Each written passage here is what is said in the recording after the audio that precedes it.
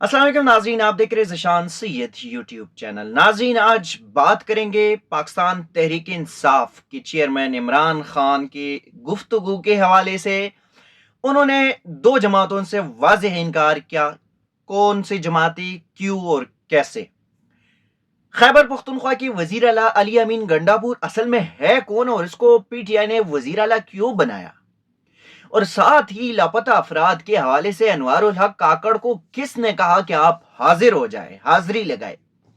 तीन चीजें, तीनों पे बात करेंगे। सबसे पहले पाकिस्तान तहरीक इंसाफ के चेयरमैन इमरान खान ने आज अडियाला जेल में साफियों से गुफ्तगू करते हुए कहा कि पाकिस्तान तहरीक इंसाफ ने हमेशा रोज अव्वल से कहा था हम जीतेंगे, लेकिन शफाफ इंतखाबात वाहिद हल है। माशी इस्तेहकाम के लिए इस मुल्क का वाहिद हल जो है वो इलेक्शन कमीशन, शफाफ इंतखाबात है।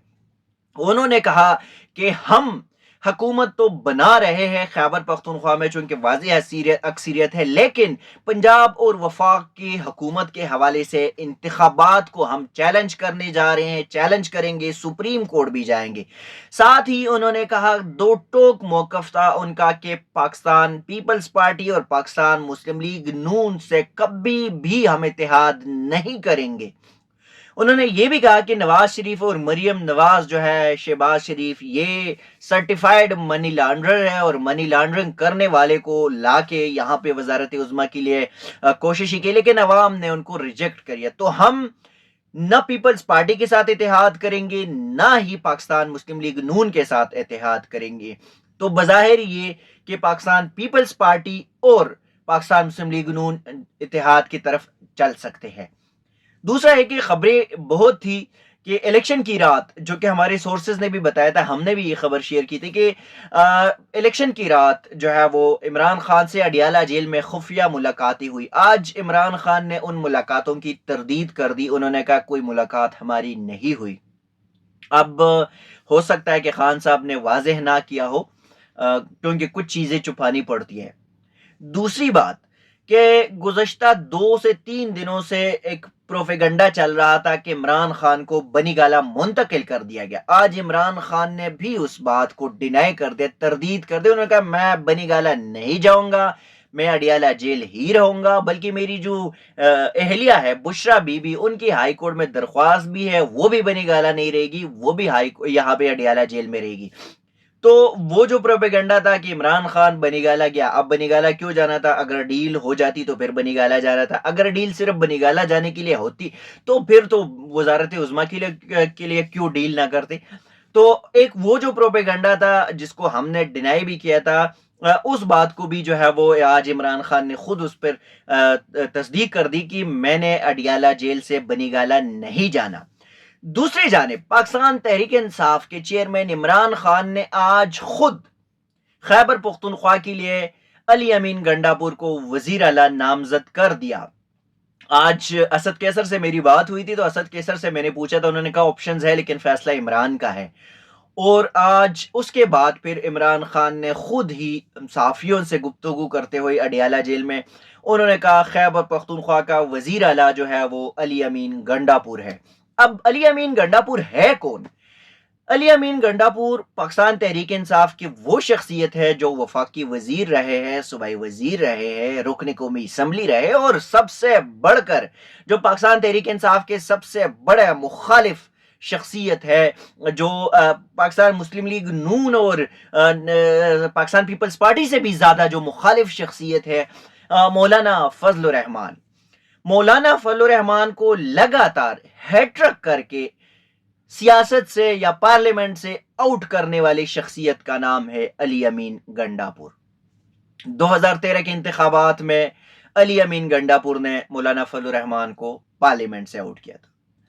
2018 के इंतखाबात में अली अमीन गंडापुर ने मौलाना फजल रहमान को उसी डीआई खान के हल्के से आउट किया था। और 2024 के इंतखाब में भी उसी अली अमीन गंडापुर ने मौलाना फजल रहमान को आउट कर दिया।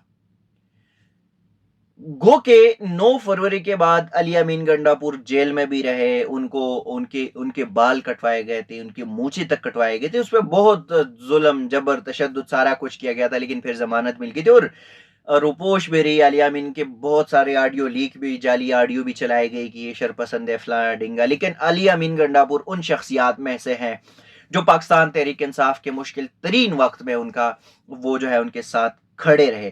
ساتھ ہی ایک خبر لنک کروں گا کہ پاکستان تحریک انصاف کے جو دیگر صوبائی قیادت ہے، خاص کر خیبر پختونخوا کی شہرام خان ترکئی، شیر افضل مروت اور عاطف خان، ان کی بھی آج پشاور ہائی کورٹ نے مختلف کیسز میں ضمانت جو ہے وہ منظور کر لی ہے۔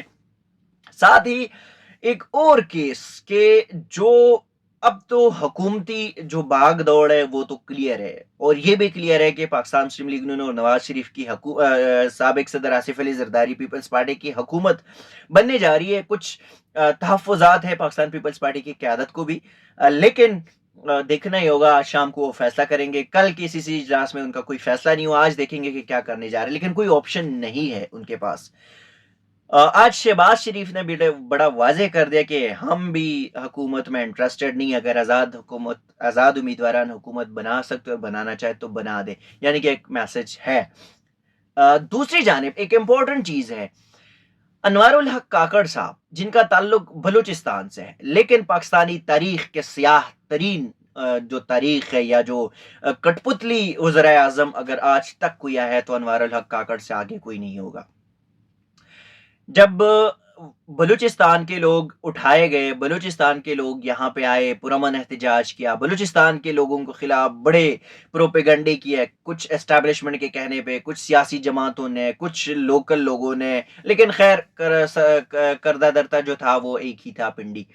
لیکن انوار الحق کاکڑ نے کرسی کو سمجھا کہ کرسی بہتر ہے نہ کہ ان کی عوام، اور بلوچ سٹوڈنٹس ملک کے مختلف یونیورسٹیز سے اٹھاتے رہے، گرفتار ہوتے رہے، غائب لاپتہ ہوتے رہے، اور اب کچھ کا بھی واپسی کا عمل جو ہے وہ شروع ہو چکا ہے۔ اور ان سب کے لیے پٹیشنر ایک جو بہادر لڑکی، بہادر خاتون ایمان مزاری تھی، انہوں نے اسلام آباد ہائی کورٹ میں کچھ درخواستیں دائر کی تھی، اور اس پہ آج سماعت ہوئی۔ اسلام آباد ہائی کورٹ کے جسٹس محسن اختر کیانی کا بڑا دبنگ فیصلہ تھا، انہوں نے کہا وزیر اعظم صاحب حاضر ہو جائے، منڈے کو 19 فروری کو 10 بجے وزیر اعظم پیش ہوں گے، اور یہ وزیر اعظم نہ صحیح تو منتخب وزیر اعظم کو بھی طلب کر لوں گا۔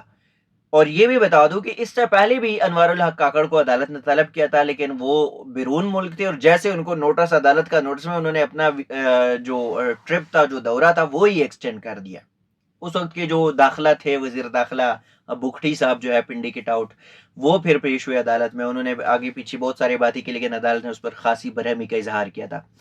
آج محسن اختر کیانی نے یہ بھی کہا کہ یہ میں کوئی بات نہیں مانوں گا، جن لوگوں نے یہ کام کی ہے، جو یہ لاپتہ یہ جو لوگوں کو جبری طور پر گمشدہ کرے، ان کو پھانسی ہونی چاہیے، اور پھانسی بھی ایک دفعہ نہیں، دو دفعہ پھانسی ہونی چاہیے۔